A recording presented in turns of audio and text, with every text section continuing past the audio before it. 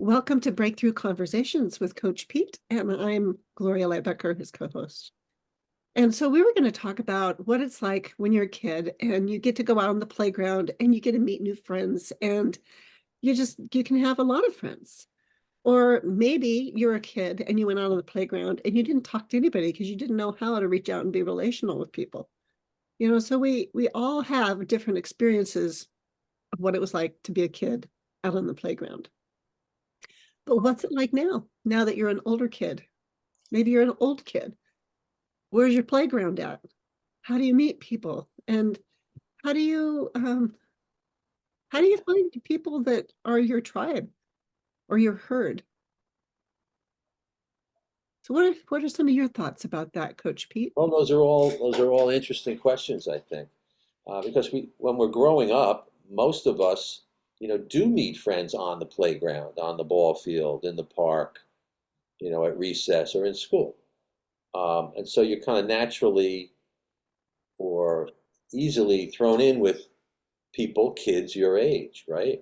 And Mm. so that's where friendships kind of start usually. And then what happens as we get older? Uh, what happens in adulthood? For that. What I have found also is for myself and also my coaching clients, once you become a parent, you have that same kind of thing happening with your kids' playgrounds. You make new friends through your kids, Yeah. through the activities that they have. But then what? What about when you're on your own as an adult and maybe have moved away from your area or just moved on in life? How do you make new friends? It's an interesting question. I love your question about on the playground. So how can we recreate that playground for ourselves or think about it that way if there's a need to make new friends? Yeah. Well, so there's common ground places depending on where you are located. You might start to get to know people at the grocery store or at the gas station.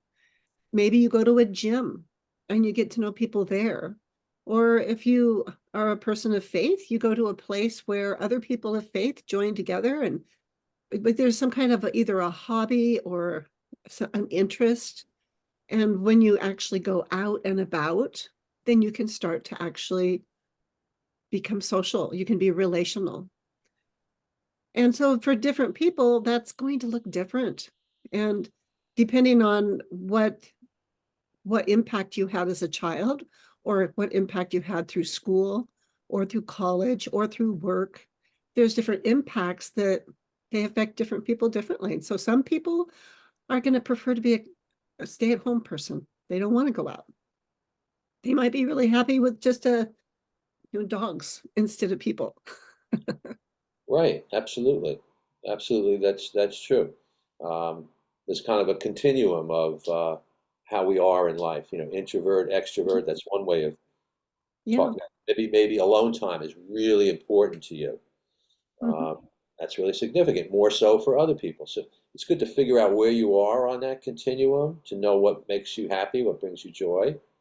And then Yeah. another thing I find through my coaching is sometimes I'm coaching with people who are single, who maybe had a relationship or had a marriage, and now they're in between or alone again. And so how to stimulate meeting people that they want to go out with. Mhm. And maybe the same rules apply, or not rules, but ways of being apply to just simply making friends as opposed to making romantic relationships, social relationships. Um, I recommend to people look up meetups in your area. There's all kinds of meetups Yeah. online, not just online, but you find them online. And then it follows on what you're saying. Find an interest that you have. If you like poetry, if you like art, if you like gardening, whatever, if you like walking, if you like hiking, there are meetups around those activities. And Yeah. that can be a great way to meet people, whether it's friendships or whether you want a romantic relationship. You're better off theoretically finding people who have a shared interest. Yeah. So that can apply. We have to search for our playgrounds, don't we? We have to really make an active thought process about it. Well, to tune in, to really be in choice. Right. Yeah. Otherwise, we're just spinning our wheels. We're just stuck in our own head instead of actually taking action. So it's Right. important to take an action and then experiment and see what it's like. And if you don't care for that meetup, then go find another one or a different activity. So there's no have tos. And yet just maybe it stretches people a little bit to get out of their comfort zone, and that might be okay when they allow it. Definitely. Definitely. Interesting things to think about. And maybe a topic for another conversation is how much of what we're talking about relates to men or women, or is it both? Mm. Is there a difference in terms of how men look for friendship than women look for friendship in adulthood? Mm-hmm. I think that's an interesting question as well. It's an interesting question for me. I don't know if it's an interesting question for you, but we could find out. Well, let's plan on that. I look forward to that conversation, Coach Pete. Thanks, Gloria.